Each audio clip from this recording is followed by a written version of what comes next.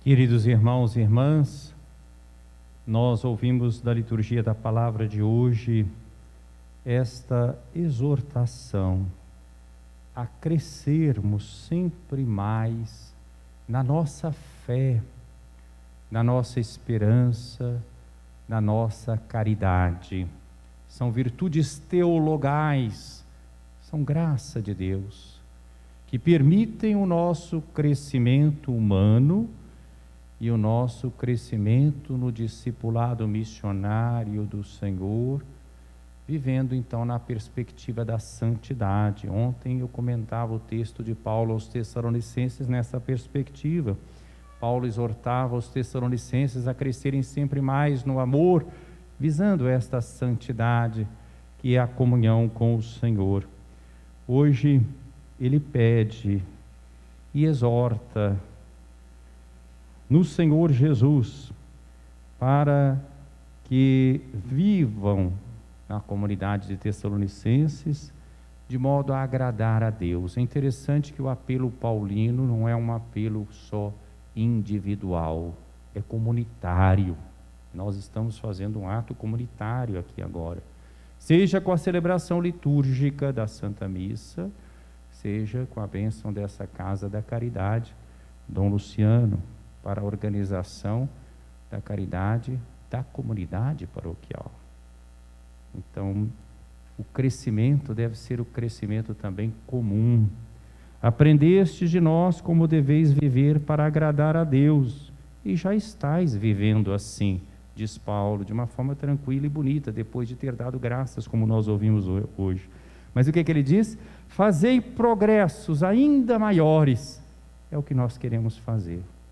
Progressos maiores, para que a nossa comunidade paroquial seja cada vez mais casa da palavra de Deus anunciada e acolhida, casa do pão em que celebramos a sagrada liturgia, casa da caridade em que expressamos o amor que vem de Deus e que alcança a todos, casa da misericórdia, portanto, e casa da ação missionária.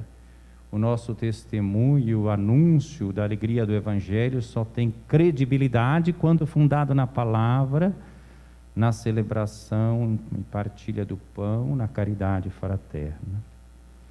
Paulo então lembra das instruções que foram dadas em nome do Senhor e diz: a vontade de Deus é esta é a vontade de Deus, vivei na santidade.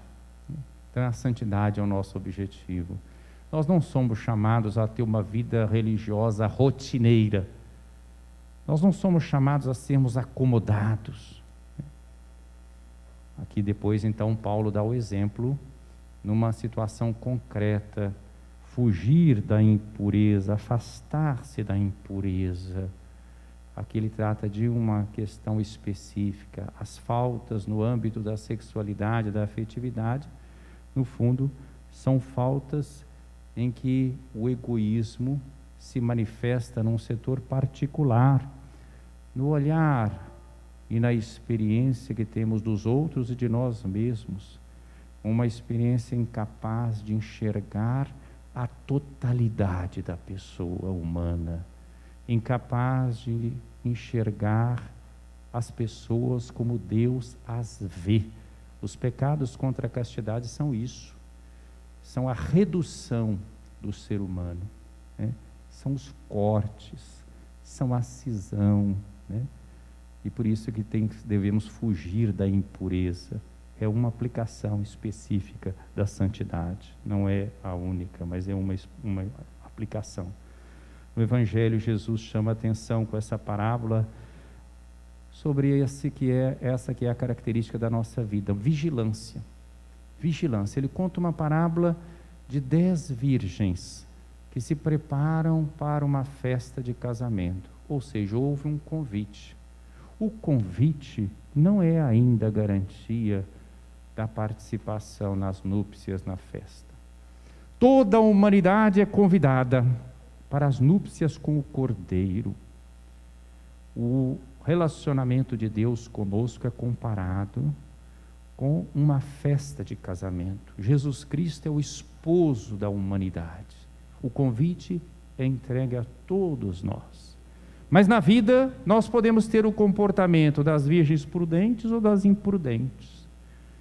Que prudência é essa? É a capacidade de esperar, de ter paciência.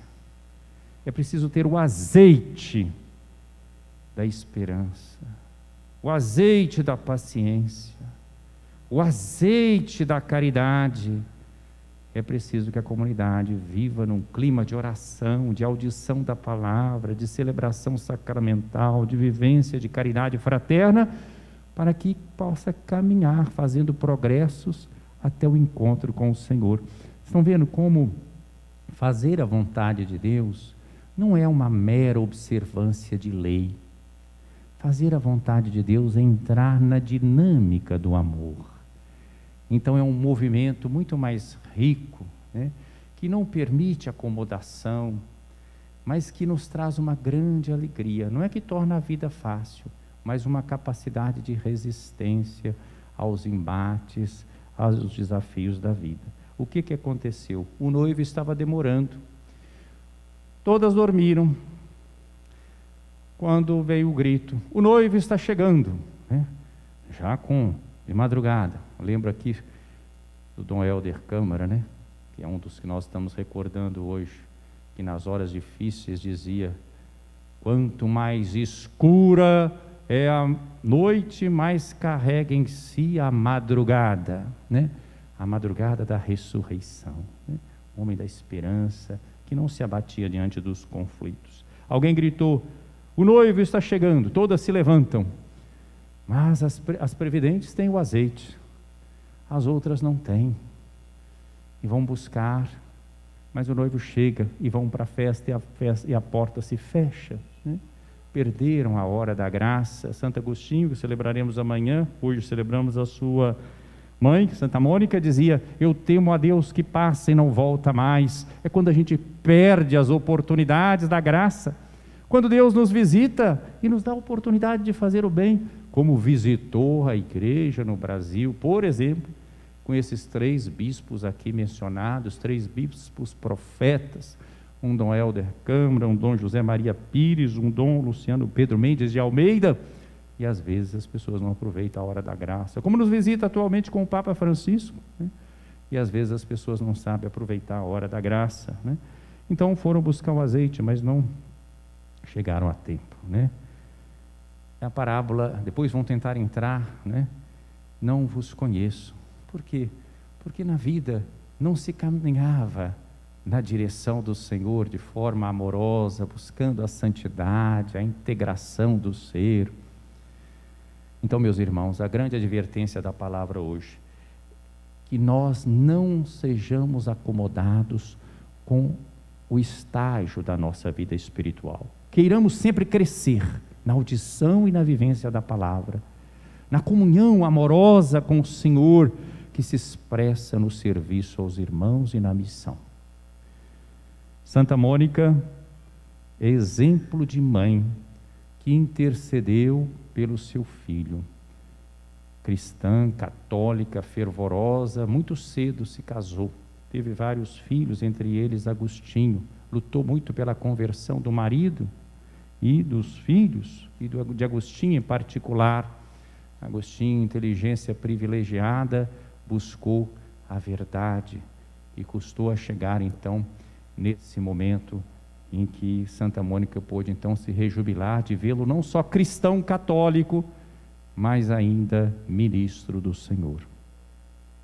Amanhã é dia de Santo Agostinho, e é por causa da grandeza de Santo Agostinho, da sua importância na história da igreja, que hoje, véspera, ficou o dia da sua mãe, lembrando que ela tem um papel especial na vida de Agostinho, né? E ela não só intercede, insiste, mas vai atrás do seu filho, ela que nasceu lá na África, como Agostinho também, vai depois então até a Itália, atrás do seu filho, que depois esteve em Roma, teve lá também em Milão com Santo Ambrósio, tem toda a trajetória de Santo Agostinho, sobre a qual não vou falar aqui agora.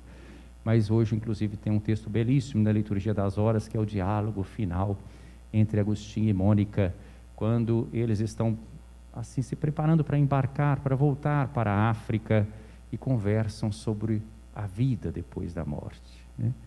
O sentido da vida. É um diálogo belíssimo, em que tudo parece que vai perdendo sentido, e Mônica não vê mais sentido de estar aqui, não sabe nem por que ainda está aqui. Falou assim: a única coisa que me animava ainda era te ver-te, diz para Agostinho, cristão católico, e o Senhor não só me concedeu isso, mas o vejo agora como servo de Deus, né? É um diálogo belíssimo. Bem, Santa Mônica nos mostra essa paciência, é a Virgem do azeite, perseverante, com a oração, com as lágrimas, com a ajuda aos pobres, e ela conseguiu a conversão do seu filho, que tanto bem fez a igreja. Esses 3 outros bispos que nós estamos lembrando, que são um orgulho, entre aspas, para a igreja no Brasil, brevemente, gostaria de lembrar, os 3 morreram, ou fizeram a sua Páscoa no dia 27 de agosto, no dia de Santa Mônica, em datas diferentes, né? Dom Helder Câmara, em 1999, Dom Luciano Pedro Mendes de Almeida, em 2006, Dom José Maria Pires, em 2017.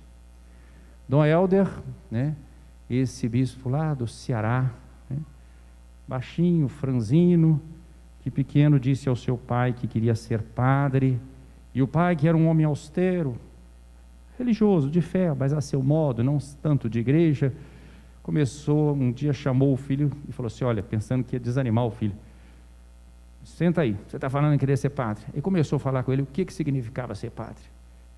Ser padre não combina com egoísmo, e foi citando, tudo para ele desistir. Quando ele terminou, o menino disse: papai, é um padre assim mesmo, desse jeito que o senhor falou que eu quero ser, né? E Dom Helder foi crescendo com os dons que Deus lhe deu, e trabalhou muito ali naquela região do Nordeste, depois no Rio de Janeiro, nas favelas do Rio de Janeiro, organizou obras importantíssimas de caridade no Rio de Janeiro, naquele tempo, foi bispo auxiliar do Rio de Janeiro. Antes, é um dos homens que está na gênese da Conferência Nacional dos Bispos do Brasil.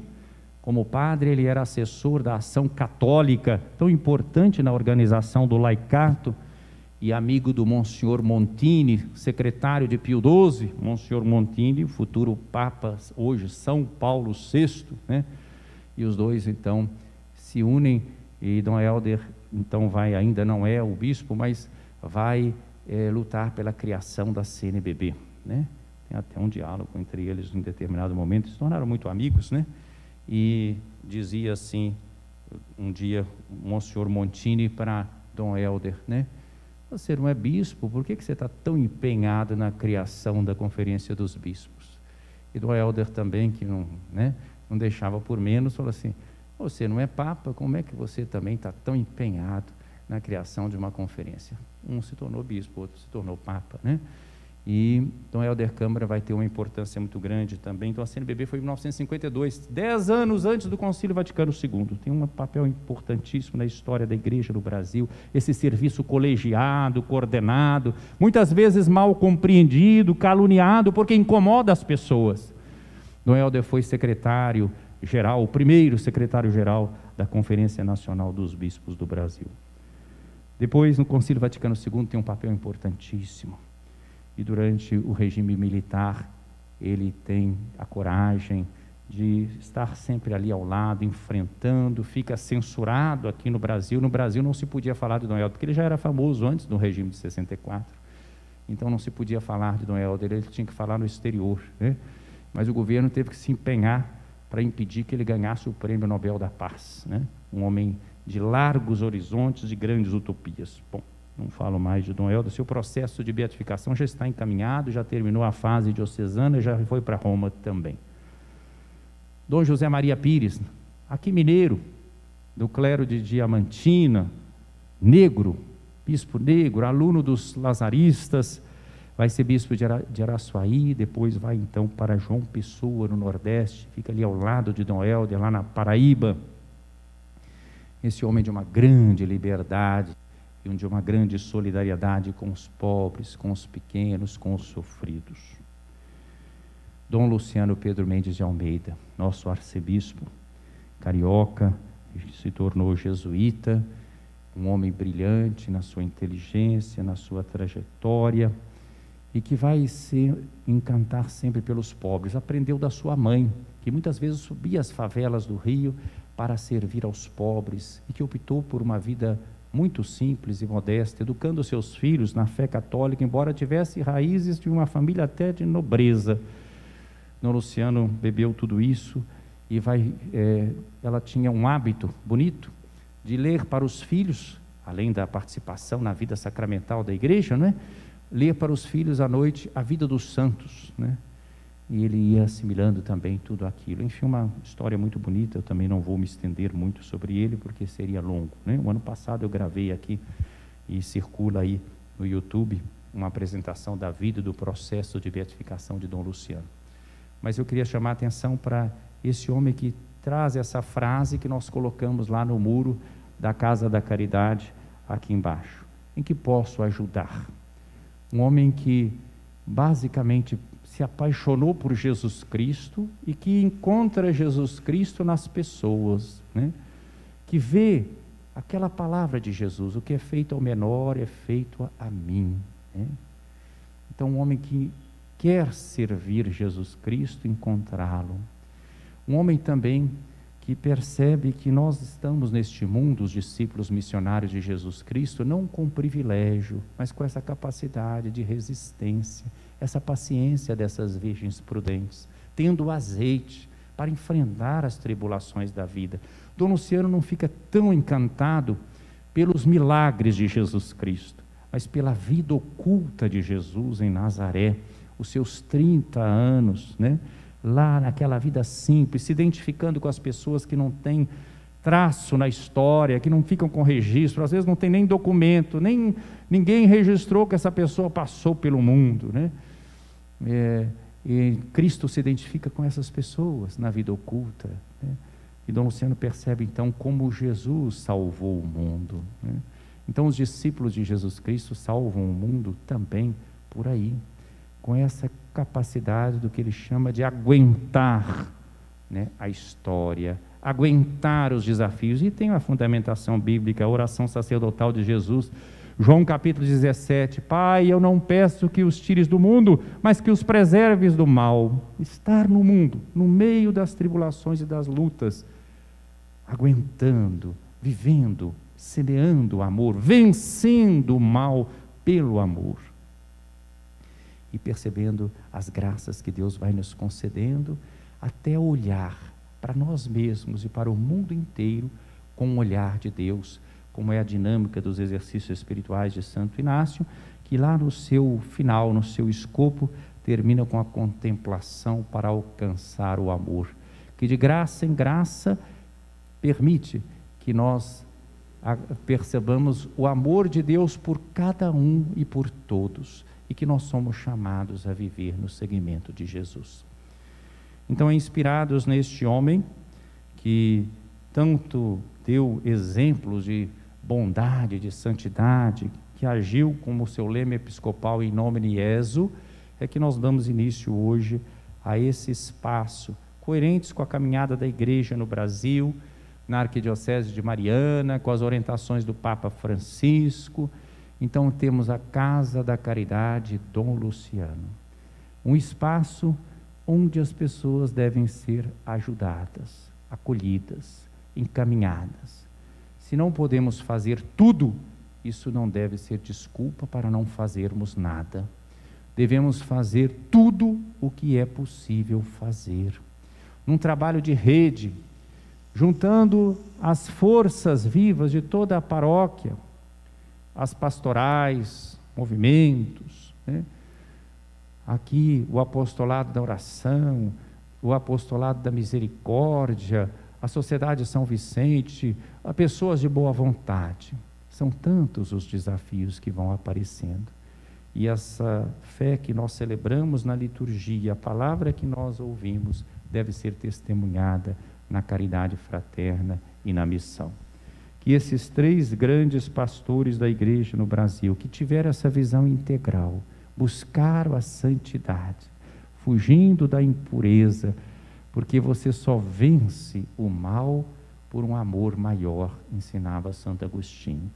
A gente só deixa as afeições desordenadas quando a gente descobre o amor maior, que nos cativa, que nos impulsiona. Também Dom Luciano, no seu livro Luz da Vida Consagrada, fala disso, da integração afetiva do consagrado, quando ele se apaixona por Jesus Cristo e sua vida é doada. Que nós possamos, como comunidade paroquial, crescermos sempre mais, como casa da palavra, casa do pão, casa da caridade, casa da ação missionária. Que esses santos que nós mencionamos, os canonizados e os em processo, intercedam por nós. Louvado seja nosso Senhor Jesus Cristo. Para sempre seja louvado.